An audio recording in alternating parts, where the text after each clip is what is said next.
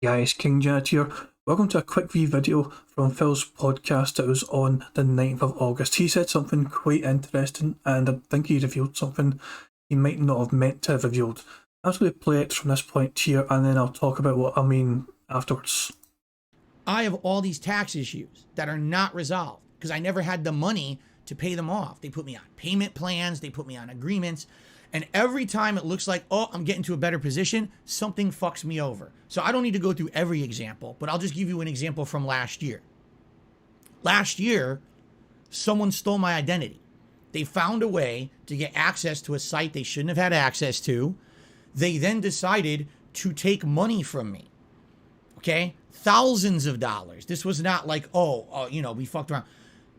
$3,000, $3,000, $3,000. Oh, fuck. Now I have no money. Okay, that's interesting, Phil. So you started off right there at the clip when I started playing. You had no money for back taxes. You couldn't pay like these back taxes that you are struggling to afford. You had no way to afford all that.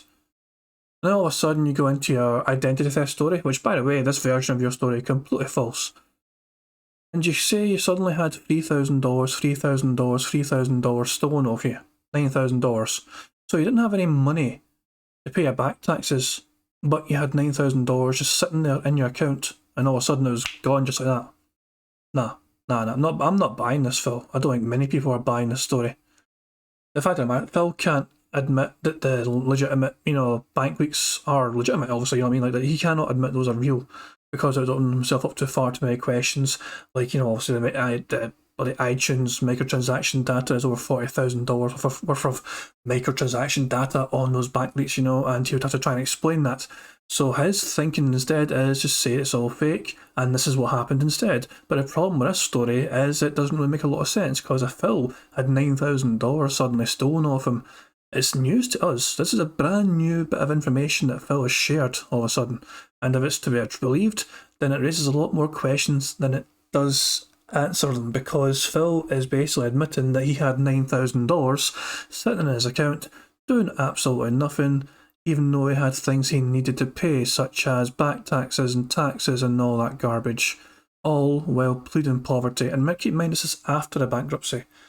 So this is not like just taken from like credit card shit. He has no credit card money either here at this point. This is just apparently money he had sitting in his account, and he had $9,000 in his accounts doing absolutely nothing, even though he was pleading poverty and asking for you to help him. So that's the kind of dangerous thing to kind of set himself up for. He's basically inviting fans to wonder what happened to the $9,000, Phil.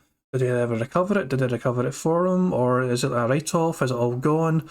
Why didn't he do anything for $9,000 to begin with? Why didn't he pay off the back taxes? A lot of the back taxes he owed, all the other shit he owed. Why did he not make his life more comfortable if he had $9,000 just sitting there doing absolutely nothing that detractors apparently stole? Now, of course, the fact of the matter is we know for sure ourselves this story's a load of crap. Just keep listening to the rest of this nonsense. So now I have to contact my financial institution. I have to contact everyone around me. Every account has to be closed. Everything has to be done from scratch. And it took a long time. It took 2 to 3 months of work and extra thousands of dollars to repair the damage that they did. Okay? I had to freeze my credit report and basically say, what do they call it? They put like a warning on it that says, do not grant this guy credit because if it's him, it's not him, and shit like that. So all this happened last year. Now, I'm not going to talk about it publicly because it's fucked up and I don't want it to happen to other people. And quite frankly, it was a really fucked up time and it was really stressful for me, but I got through it. All right. But this is the point I'm making is what happens when all that shit's going down? Oh, now it's strike when the iron is hot, right? Oh, we know something fucked up's happening to Phil, so let's put out a bunch of slanderous nonsense about him on the internet to double down on the negativity against him when he's already down. Now, do you think I'm going to address any of that shit? Of course I'm not. In fact, lawyers told me not to. I was told legally, do not address the specifics of anything these people are saying because all it's going to do is hurt you further because of the shit that people find out and then use that to fuck with you. Okay? So, it's hilarious because these idiots are basically now trying to counter what I'm saying in the stream chat, saying I'm lying or saying, whatever. I don't care what they say. I know what I went through last year. All right. But this is the point I'm We know what you went through as well, Phil, and there's something greatly incorrect about your theory. If detractors were responding to your panic and your situation, then the information from the detractor side of things would have came after you were public with it. Now you're panicking. The fact of the matter is, the detractor information, a lot of it, came before you even said anything publicly. It wasn't detractors responding to your panicking that so that information come out about how you only had $143 in your account or some nonsense. The fact of the matter is, the detractors had a huge amount of information already at their disposal and shared publicly before you even responded and talked about this properly. So this is not detractors responding to Phil.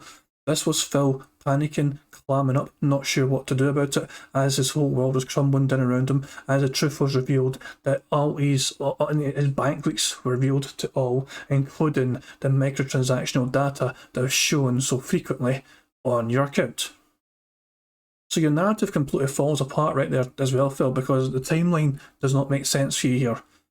The detractors had a lot of information at their disposal before you even uttered a word of what was going on. So how could they respond to your panicking when you had not said anything about it yet? You were freaking out behind the scenes, but you didn't say a thing. It doesn't make sense, Phil. No wonder no one believes it. People know it's all a shite. People know you're just full of it. So no wonder they're calling you out if you're lying. So if Phil's to be believed here, he had 9k just sitting in his account doing absolutely nothing, all while pleading poverty, which is not a great look in itself. And his fans aren't wondering what the hell happened to that 9k. Nah. And now saying that fucking detractors came up with the bank week data after Phil had gone public and talked about how his identity got stolen and all that nonsense, which doesn't make any sense because a lot of information came out, as I said, before Phil even uttered a word of what was going on, because he had no real... He couldn't do a thing, he couldn't say a thing. All he could do was just say, I need to deal with crap behind the scenes. There's no way the detractors could have got out that much information from Phil based on the very little he said initially. This is Phil come up with his own brand new narrative based on what the detractors revealed publicly months and months afterwards. This is the way he's trying to retcon this entire situation and change the story. He's gone from the truth of what happened, that his bank leak information was leaked, and that his account details, his transactional information, all the debits and credits that were revealed, that he's trying to pretend they're all fake and made up by detractors based on Phil somehow responding and telling everyone. But I think as though Phil did not tell everyone immediately that his bank data was compromised. It just doesn't make sense, Phil. You're fucking full of it. Anyway, I just felt like I shared this kind of information where I thought it was interesting that Phil revealed $9,000. But he's pretending that this is not, this is not a new revelation. He has alluded before to the fact that his identity got stolen and all that nonsense, but the $9,000, brand new lore. That was a bombshell, and it really does raise more questions than it answers for Phil. And of course as well, he's trying to pretend the bank leaks are fucking false, but at this point, what choice has he got? All he can do is just bury his head in the sand and hope people forget about the bank leaks. That's not going to happen many times soon. I'm surprised Phil even brought it up, considering all the recent drama that's going around him with WWE Champions and showing his phone on stream, and obviously people can see the game still on his phone. He's still playing that goddamn game. Yeah, he doesn't want anyone talking about that, so let's have some random fresh drama with Rich to try and distract folk. Yeah, we're not buying it, Phil. We know full too well that you're still playing that goddamn game. We're going to keep talking about you playing that goddamn game and just try and get as much money as you can from your dent-headed fans that follow you so you can keep playing that goddamn game. That's enough ranting. This has been King Jad. Hope you enjoyed the video. Peace out.